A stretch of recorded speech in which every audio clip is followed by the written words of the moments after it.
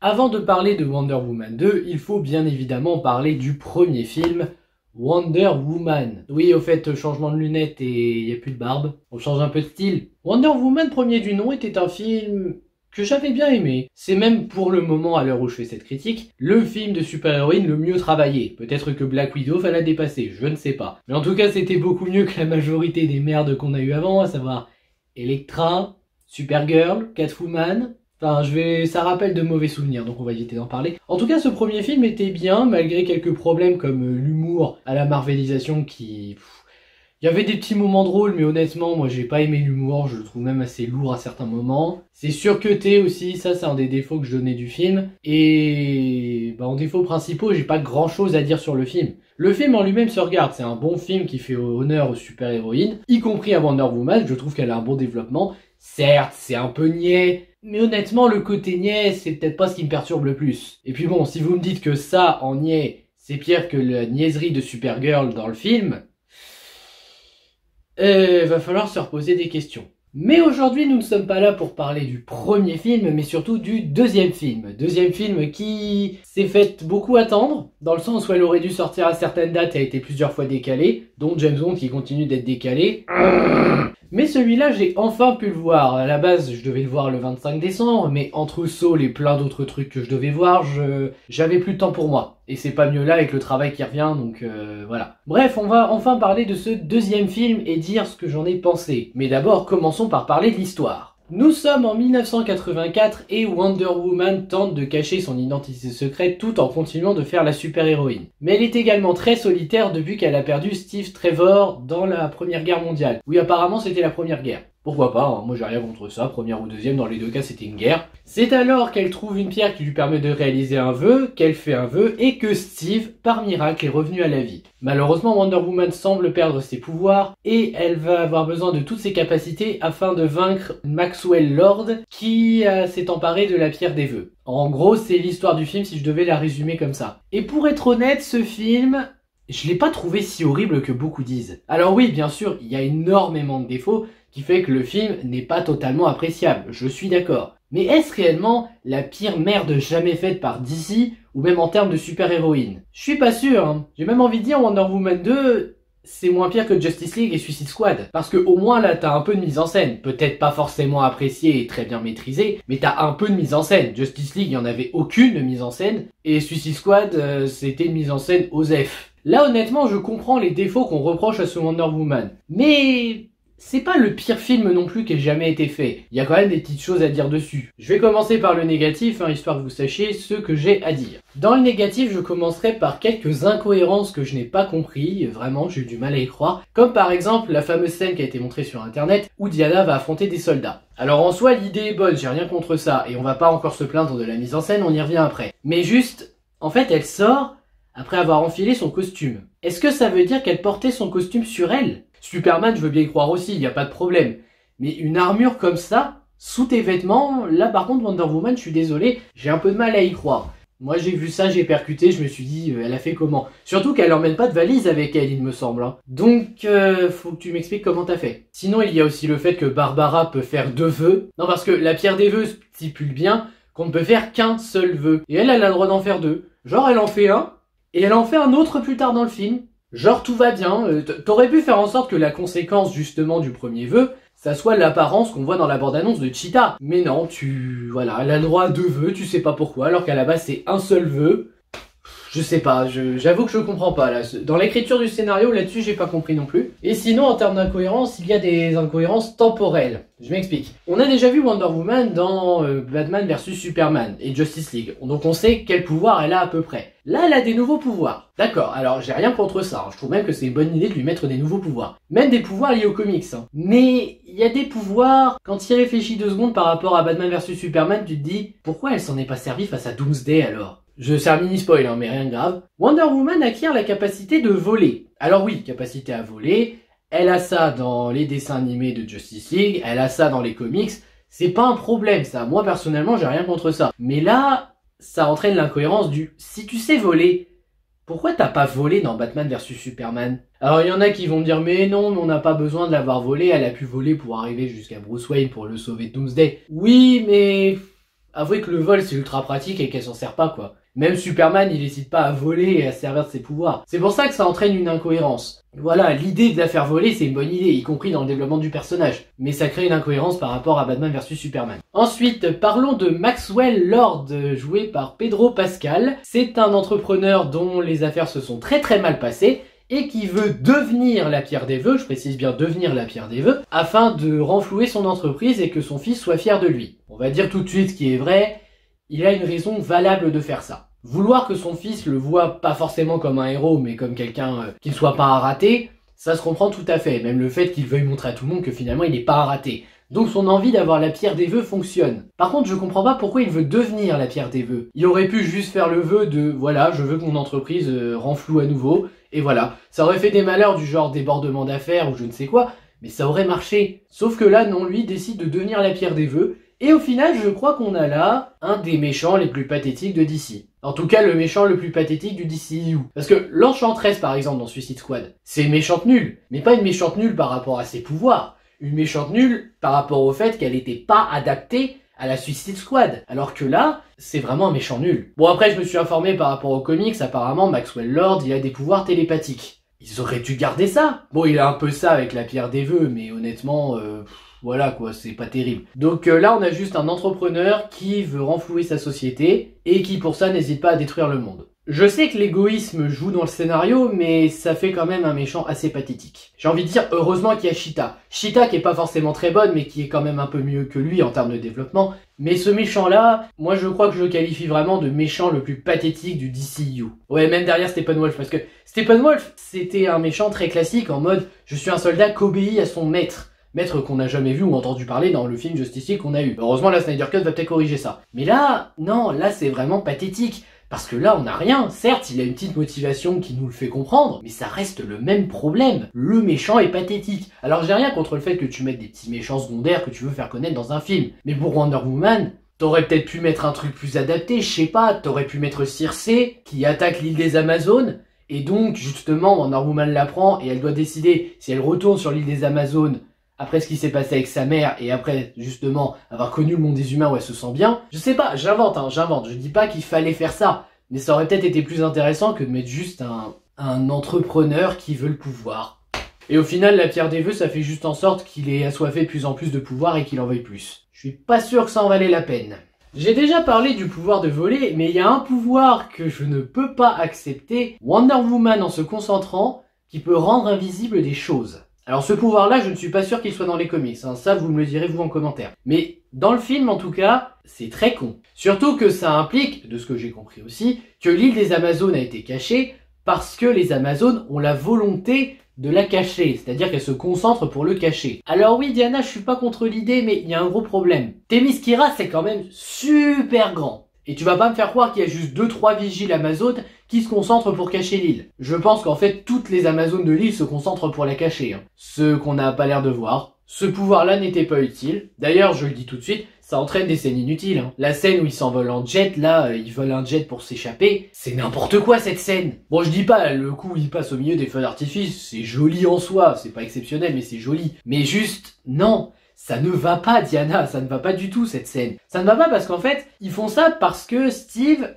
n'a pas de passeport. Vous avez pensé à fouiller l'appart avant de dire ça? Parce que bon, les papiers, ça se garde quelque part, hein. Et je pense que le passeport, vous auriez pu vérifier, genre, s'il est dans le portefeuille, dans un tiroir caché, plutôt que de faire une scène comme ça qui est là juste pour allonger le truc. C'est ridicule. Aussi, je voudrais bien parler de 2-3 moments assez débiles, comme par exemple la fameuse scène du centre commercial qui a aussi été montrée sur internet. On m'explique pourquoi Diana pète les caméras et après elle s'en prend aux criminels alors qu'il y a encore des gens qui sont là pour regarder et donc pour témoigner qu'elle existe. Et en termes de cacher son identité, Diana, elle gère pas des masses, hein. Alors ça, c'est pas un défaut, mais c'est un reproche personnel que je ne comprends pas trop. C'est quoi la conséquence du premier vœu de Barbara, en fait? Parce que Diana, sa conséquence, c'est perdre ses pouvoirs petit à petit. Ok, y a pas de problème là-dessus. Mais Barbara, c'est quoi la conséquence? Alors, certains vont dire que c'est sa perte d'humanité envers les autres. Bof, parce que bon, il y avait qu'une personne avec qui elle avait l'air de réellement s'entendre, un clodo qu'elle croisait des fois en rentrant chez elle. Donc j'ai un peu de mal à croire que ce soit ça la conséquence. Donc je ne sais pas, c'est peut-être une haine envers Diana au lieu de l'admiration, mais c'est pas une conséquence pour moi ça. Ça c'est... Bah c'est un peu ce qui t'arrive quand t'as trop de pouvoir, tu perds le contrôle. Mais là, dans le cas ici présent, non, non, ça passe vraiment pas. Je parle pas souvent des faux raccords, mais là je vais me permettre d'en placer un que j'ai repéré vraiment de suite qui m'a fait rire. Vous voyez la scène du centre commercial, il y a un moment où Diana chope deux mecs avec le lasso. Alors c'est stylé, elle attrape les deux en même temps, ok. Mais sur le plan d'après, on la voit en train de sauter dans le vide, là on voit qu'il y a deux bouts attachés sur les deux bonhommes. Ah Diana, non non non non, là c'est pas bon, là ça s'appelle un faux raccord. En termes d'émotion, j'ai rien ressenti. Pas dans le sens où c'est pas bien travaillé, mais dans le sens où je vois pas pourquoi j'aurais ressenti de la peine parce que c'était prévisible. Oui, parce que, excusez-moi, moi quand j'ai vu la bande-annonce avec Steve qui revient, j'étais en mode ok, donc je sais déjà comment ça va finir pour Steve. Et au final, j'avais raison, j'ai bien deviné comment ça finit pour Steve. Et c'est ce qui fait aussi que l'émotion, elle est ratée. Je dis pas que je ressens rien pour Diana, elle fait de la peine bien sûr, mais j'ai pas envie de pleurer, j'ai pas envie de m'investir, j'ai pas envie de dire bah oui c'est triste, c'était inattendu. Non, j'ai envie de dire c'était prévisible. Saul c'était inattendu, là ça m'a fait pleurer. Là c'est prévisible et donc j'arrive pas à pleurer. Ce malgré que j'aime Steve Trevor. D'ailleurs le retour de Steve Trevor, ça je sais pas si c'est vraiment un défaut, mais on pourrait le voir comme du fanservice. Un peu comme Harry dans Kingsman, le cercle d'or, on pourrait croire qu'ils l'ont ramené pour le fanservice. Pas totalement non plus ici parce qu'ils l'ont mieux justifié dans le scénario, mais quand même un peu. Surtout qu'il me semble que Steve Trevor était le personnage préféré du premier film, en dehors de Diana. Aussi, est-ce qu'on pourrait parler du lasso? Oui, parce que le lasso ici, il a un nouveau pouvoir, il permet de montrer des visions.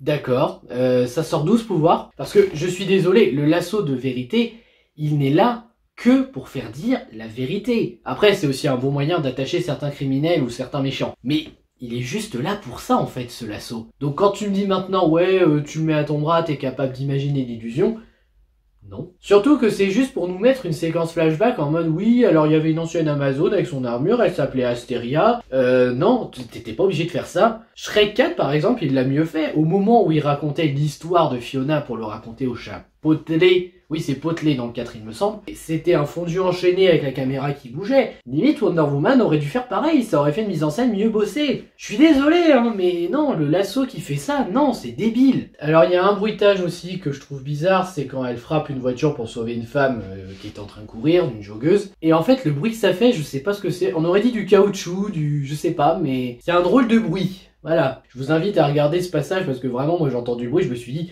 qu'est-ce que c'est que ce bruit? Depuis quand tu frappes une voiture avec ton pied, ça fait ce bruit, même en contrôlant ta force? Si on revenait sur la scène maintenant avec les militaires, là, la scène d'internet, alors la mise en scène en soi dans cette scène ne brille pas des masses, mais moi ce qui m'a choqué, c'est qu'on voit le fond vert derrière Diana à certains moments. Genre quand elle court en mode oh et que tu vois derrière que c'est en train de suivre, j'ai vu ça, j'ai fait les gars, on est en 2020, 2021 bientôt, et vous osez nous mettre un fond vert aussi visible. Shazam aussi avait des fonds verts visibles, mais Shazam, tu pouvais le prendre comme un téléfilm, parce qu'il n'y avait pas beaucoup d'espoir pour lui. Là, c'est Wonder Woman, c'est quand même un film qui, avec le premier, a fait ses preuves, et vous osez faire une boulette comme ça. C'est quand même inédit, là. Enfin, les derniers défauts à citer, il y a encore beaucoup trop de cuts, mais ça m'étonne plus, en fait, à force. Et l'humour est toujours à chier, voire pire, parce que c'est en mode MCU. Et concrètement, c'est tout ce que j'ai à reprocher à ce film en fait. Je ne dis pas que le reste brille et que tout doit être sauvé, mais le reste, j'arrive pas à le voir vraiment comme un défaut. Et bien évidemment, je vais expliquer ma vision, hein. Je suis pas en mode j'ai raison, vous avez tort, non.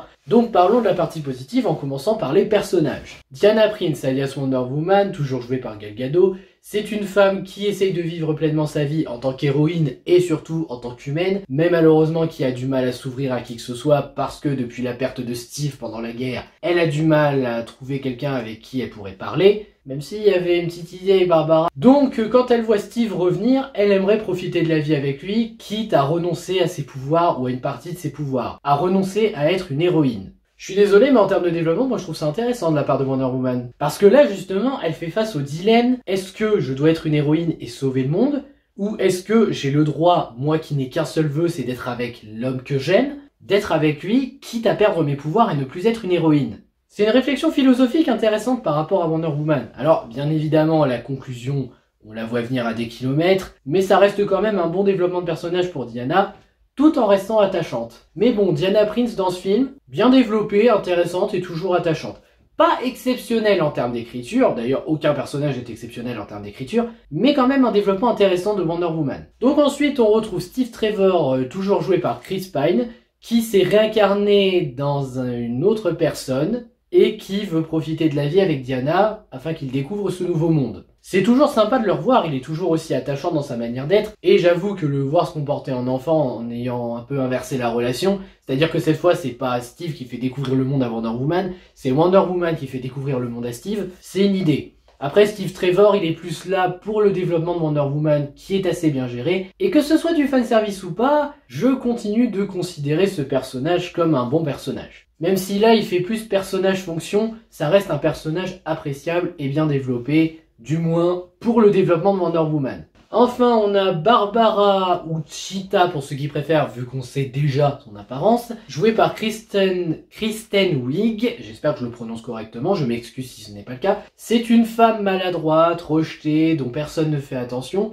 qui, grâce à la pierre des vœux, a enfin de l'attention en devenant une femme qu'elle admire, à savoir Diana. Et honnêtement, je suis désolé, mais autant Maxwell Lord, je trouve que c'est un méchant mauvais, autant elle, je trouve qu'elle a un développement intéressant. Pas dans le sens où elle est forcément une excellente méchante, mais dans le sens où son développement avec Wonder Woman est bien développé. C'est-à-dire que là, elle rencontre une femme qu'elle admire, qu'elle aimerait même devenir, et quand elle le devient enfin et qu'elle comprend Wonder Woman, elle s'aide pas de la même façon. Et en même temps, on peut comprendre aussi ses choix. Est-ce qu'elle accepterait de redevenir celle qu'elle était avant, rejetée, pas vue, incapable de se défendre toute seule? Non, et on peut comprendre pourquoi, même au point de devenir une ennemie de Wonder Woman. Ça n'en fait pas un personnage exceptionnel, mais déjà ça en fait une meilleure méchante que le méchant principal, même si là elle est plus méchante secondaire pour dire t'as vu, il y a une méchante à la hauteur de Wonder Woman en termes de puissance, mais voilà, c'est un personnage qui passe. Bref, c'est un personnage assez attachant, dont on comprend un peu la situation, c'est pas facile d'être comme ça, même si ça fait cliché, ça fonctionne quand même. Ici, j'ai l'impression qu'en termes de symbolisme, ils se sont lâchés, que ce soit pour la pierre des vœux, ce qu'elle représente pour beaucoup de personnages, ce que Diana représente pour Barbara, ou encore d'autres choses du genre pourquoi Maxwell fait ça, et bah quand on voit son fils, on comprend que c'est pour lui. Enfin voilà, en termes de symbolisme, il y a beaucoup d'éléments qui fonctionnent. Y compris deux points sur lesquels je voudrais revenir, déjà la perte des pouvoirs de Wonder Woman. Elle est prête à renoncer à ses pouvoirs si c'est pour rester avec l'homme qu'elle aime et malgré que le monde soit en danger. C'est égoïste, mais de l'autre côté, ça se comprend. C'est le seul homme qu'elle a jamais aimé, elle y a pensé toute sa vie depuis sa mort, c'est pas facile d'être une Amazone quand tu vis aussi longtemps aussi, donc je peux comprendre. Et sinon je vais revenir aussi sur l'armure, l'espèce d'armure d'or du Sagittaire dont beaucoup se sont moqués en voyant le design. Alors comme vous, j'étais assez intrigué en voyant cette armure. Je me disais, pourquoi il y a une armure d'or du Sagittaire de Saint Seiya? Mais en fait, quand j'y réfléchis en termes de symbolisme, et peut-être parce que j'adore Saint Seiya, est-ce que Asteria, qui avait l'armure à l'époque, et même l'armure en elle-même, ne serait-elle pas proche de l'armure du Sagittaire portée par Aioros ou Aioros? Moi je pense que si.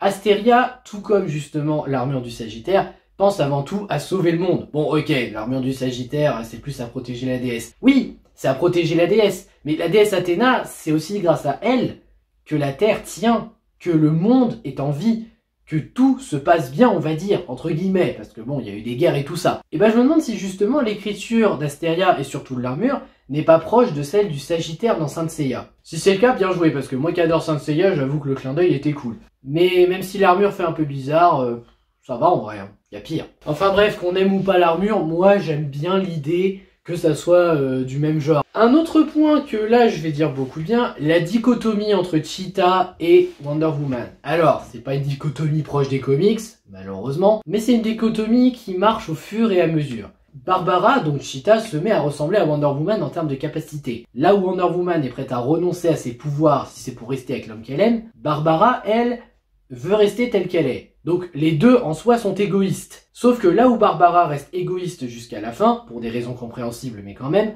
Wonder Woman de son côté va comprendre que oui elle aime Steve et oui ça va être dur. Mais le monde a besoin d'être sauvé, le monde a besoin d'un héros, de quelqu'un pour les guider. Non, c'est pas Superman, là c'est Wonder Woman. C'est une héroïne dont le monde a besoin. C'est pas une héroïne dont le monde veut, mais une héroïne dont le monde a besoin, surtout vu la situation où tout est en train de se déglinguer. Donc la dichotomie entre les deux, je la trouve intéressante. Surtout dans l'affrontement final où justement Wonder Woman est déterminée à détruire la pierre et Barbara de son côté, enfin Cheetah excusez-moi, est déterminée à l'arrêter, quitte à la tuer. Et ce malgré qu'elle l'admire. Une amitié qui se transforme en haine. C'est pas aussi bien fait que Peter et Harry, mais c'est quand même une bonne tentative. Et évidemment, ça entraîne des évolutions, dont j'ai déjà un peu parlé, mais où Wonder Woman comprend que le monde a besoin d'un héros, donc même si c'est douloureux, il faut qu'elle assume son devoir de héros et qu'elle accepte de renoncer à certaines choses, ce qui est difficile, mais qui est nécessaire. Et là où à côté, Cheetah, elle, sombre à cause du pouvoir. C'est-à-dire qu'elle est contente d'avoir sa nouvelle personnalité, d'avoir de nouvelles capacités, tout ça. Elle adore ça, elle y prend goût. Et justement, elle y prend tellement goût qu'elle ne veut pas redevenir comme avant. Chose qui se comprend tout à fait, hein. Les évolutions de ces deux-là sont intéressantes. Après, Steve et tout, ils ont pas vraiment de développement. Et Maxwell Lord, je vais éviter d'en parler. Son évolution est prévisible en fait. En termes d'action, si on oublie juste les 2 scènes montrées sur internet, le film ne regorge pas de beaucoup d'action. J'ai l'impression qu'en fait ce film-là ne s'est pas concentré sur Wonder Woman en tant qu'héroïne, mais Wonder Woman en tant qu'être humain. Chose intéressante en termes de point de vue. Parce que oui, Wonder Woman en tant qu'héroïne, on l'a vu dans le premier. Donc là, explorer un peu son côté humain, se dire qu'est-ce que ça donne son côté réellement humain, tout en ayant bien sûr quelques scènes d'action, c'est intéressant. Et les scènes d'action ne sont pas exceptionnelles, hein, c'est assez classique. C'est assez bizarre aussi en fonction des coupures, mais il y a pire. Franchement, la bataille finale, par exemple, entre Cheetah et Wonder Woman, en termes de mise en scène, je l'ai pas trouvée si affreuse que ça. Et bon, la scène des militaires, ouais, là, j'avoue que c'était kitsch, c'était n'importe quoi. Après, l'action est surtout sauvée en termes de narration. Bon, le début, Wonder Woman affronte des criminels, donc forcément, voilà, c'est classique. Le monde est pourri, mais il y a des gens pour le défendre, c'est classique, mais c'est là. C'est surtout l'affrontement Cheetah-Wonder Woman qui apporte quelque chose de narrativement important et intéressant. Enfin, les 2 affrontements, il y en a 2. Il y a quelques messages assez beaux, enfin, quelques messages dans le sens, bon, c'est des messages qu'on a déjà vus, hein, faut savoir renoncer à ce qu'on aime quand on est un super-héros. C'était un peu ce qu'on avait vu avec le Spider-Man 1 de Sam Raimi. Là, c'est le même message qui dit qu'il faut savoir, quand on est un héros, renoncer à ce qu'on aime, même si ça fait mal, mais c'est nécessaire pour sauver le monde, pour être un héros. Et c'est un message qui fonctionne moins que dans la version de Sam Raimi de Spider-Man, mais c'est un message qui fonctionne quand même et qui fait plaisir à voir. Les costumes sont toujours aussi qualitatifs, j'aime bien la tenue de Wonder Woman qui est toujours aussi cool. Même l'armure d'or, elle est pas trop mal en soi. Le design de Cheetah, je peux comprendre que ça en bloque certains. Moi, personnellement, ça va. J'ai envie de dire que je m'attendais pas à un design exceptionnel et un design proche de celui des comics, je m'y attendais vraiment pas. Mais honnêtement, ça ne me choque pas. C'est pas le design qui fait tout. Le design, c'est une question de goût, je suis d'accord. Mais là, moi, de pas avoir un design proche des comics, c'est dommage. Mais c'est pas dramatique non plus, je trouve que le design, il s'en tire un peu. Le jeu d'acteur reste d'assez bonne qualité, Gal Gadot semble vraiment de plus en plus à l'aise avec le rôle de Wonder Woman, surtout en Diana Prince. Là vraiment, quand je vois ses sourires et tout, je me dis, purée, elle a vraiment l'air plus à l'aise que dans Batman vs Superman et Wonder Woman. Où elle était pas mauvaise, mais tu sentais qu'elle retenait son jeu d'acteur. Alors que là, t'as vraiment l'impression qu'elle est à l'aise dans le rôle, même dans les moments tragiques. Bon, elle y va peut-être pas à fond, mais elle est à l'aise et ça fait plaisir parce qu'elle est Wonder Woman et ça fait vraiment plaisir à voir. Il y a une mise en scène assez bien travaillée en dehors des moments d'action dont on a déjà parlé. L'univers de Wonder Woman s'étend un peu plus avec cette suite. D'ailleurs, le fait que ça se passe en 1984, je pense que ça a beaucoup aidé. Il y a quelques moments inattendus qui marchent. Les musiques ne sont pas mauvaises. Je comprends vraiment pas pourquoi on dirait que les musiques sont nazes. Alors, c'est peut-être pas les meilleures musiques, mais ce sont des bonnes musiques, je suis désolé. Moi, j'aime les musiques de ce film, c'est vraiment de bonne qualité. Enfin, j'exagère. Disons que ça s'écoute. Les effets spéciaux sont assez travaillés, en termes de décor, ça joue bien avec l'aspect 1984, même si, de ce que j'ai compris, ça fait plus années 70 que 80, mais bon, dans les 2 cas, ça reste des décors travaillés. Et sinon, le caméo de fin, dont je parlerai en partie spoil, il est sympa mais sans plus, disons que ça fera plaisir aux vieux fans de Wonder Woman.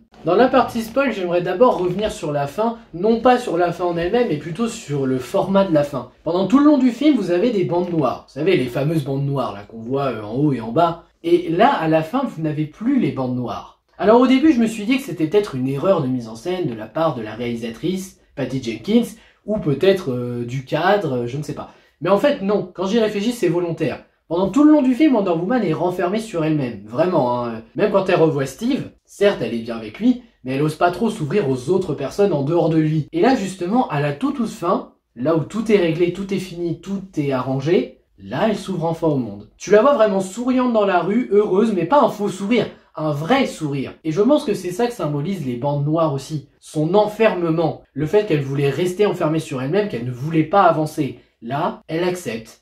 Elle accepte d'avancer, elle accepte d'aller plus loin. Certes, sans Steve, et ce sera difficile, mais c'est pas impossible. Et elle décide enfin de sourire à la vie et de profiter de sa vie humaine. Bon, après on va me dire, ouais, mais c'est classique en termes de mise en scène. Oui, Mais dans la fonction, ça marche, et c'est le principal. Bon, sinon, comme promis, on parle de la scène post-générique, c'est un caméo de Lynda Carter. Alors, Lynda Carter, pour ceux qui ne le savent pas, c'était l'actrice qui jouait Wonder Woman dans l'ancienne série des années 80. Là, elle nous fait un caméo en mode « Je suis Asteria ». Une ancienne Amazone, qui a pris sa retraite apparemment, et l'idée en soi, je la trouve bonne. Parce que, justement, Asteria, c'est un peu symbolisé comme la Wonder Woman dont ils ont pris exemple pour faire cette nouvelle Wonder Woman. Un peu comme peut-être ils feront avec le Flashpoint pour Batman, je ne sais pas, nous verrons. Mais en tout cas, c'était vraiment intéressant à voir. Après, c'est une petite scène post-générique pour faire plaisir aux fans en mode « Oh, chouette, Lynda Carter en Amazon, même si c'est pas Wonder Woman ». Mais honnêtement, c'est pas un problème. Moi, je trouve que c'est une bonne idée. Et ça offre un moment sympathique qui fait plaisir à voir pour les fans. Mais comme moi j'ai pas vu la série, je peux pas dire si je suis fan ou pas. Donc voilà tout ce que je peux dire sur le film Wonder Woman 84. Et au final, oui, le film est un peu décevant, voire pas mal par rapport aux attentes que j'avais. Je m'attendais à un film légèrement en dessous, voire à la hauteur du premier. Mais ce n'est pas non plus le gros étron qu'on m'a dit. Déjà que je vois qu'il y a une moyenne pire que Suicide Squad et Justice League, il y a peut-être un peu de foutage de gueule, je suis désolé de vous le dire. Je respecte vos goûts, hein, ne croyez pas le contraire.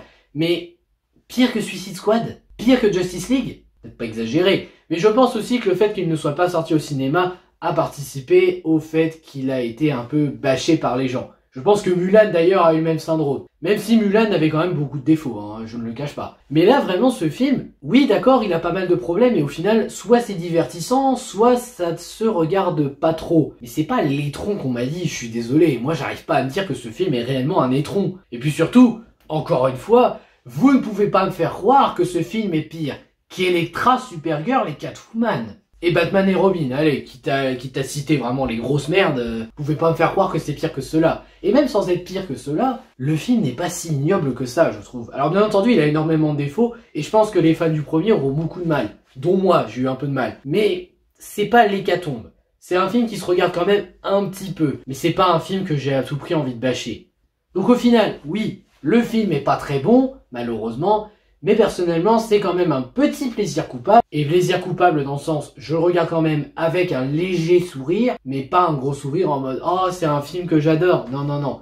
Le film a beaucoup de défauts, je le reconnais. Hein. Mais c'est pas l'hécatombe auquel je m'attendais non plus. Voilà, c'était mon avis sur Wonder Woman 84. J'espère qu'il vous aura intéressé. N'hésitez pas à liker, à partager, à vous abonner. La prochaine fois, nous nous retrouverons pour les vidéos flop et top de l'année 2020 avant de passer aux critiques de 2021. J'ai déjà 2-3 films qui sont prévus, vous inquiétez pas. Et je vous dis à bientôt pour une prochaine vidéo. Ciao!